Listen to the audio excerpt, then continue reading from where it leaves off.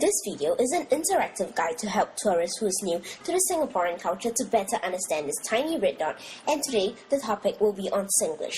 So what is Singlish? When you first step into Singapore, the strange way Singaporeans communicate with each other would have caught your eye sooner or later. This is actually Singlish, also known as Singaporean Colloquial English. Singlish is a version of English that follows the grammatical rules of Mandarin, wittily combined with Hokkien, Malay, and Chinese. Singlish is not an official language in Singapore, yet it is the badge of identity that many people hold to their hearts. Language is one of the first steps in understanding the culture of any country as it reflects both history, origin, and attitudes of the individuals in society. To comprehend how this particular aspect defines Singapore's culture, I'll introduce the four main tongues in Singapore. There are more than 20 over languages identified in Singapore, though the country has only 4 official languages: English, Mandarin, Malay, and Tamil. Government websites, official reports, and documents come in 4 different versions, each in the 4 official languages.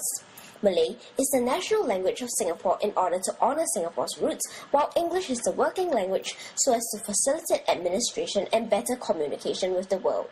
The start of Singlish actually began when people of different cultures brought their different languages together to interact. On the 29th of January 1819, Singapore was established as a trading port which soon attracted migrants and merchants from all over Asia. Drawn by the prospect of a better life, the immigrants brought with them their own culture, languages, customs, and festivals. As a reflection of its diverse cultures, Singapore adopts one representative language of each of the 4 major ethnic groups. The interaction of the different tongues affected each other, resulting in Singlish, a language with local flavor and Asian cultures. Singlish is frowned upon by the government as it is deemed as a barrier that affects Singaporeans' interactions with foreigners.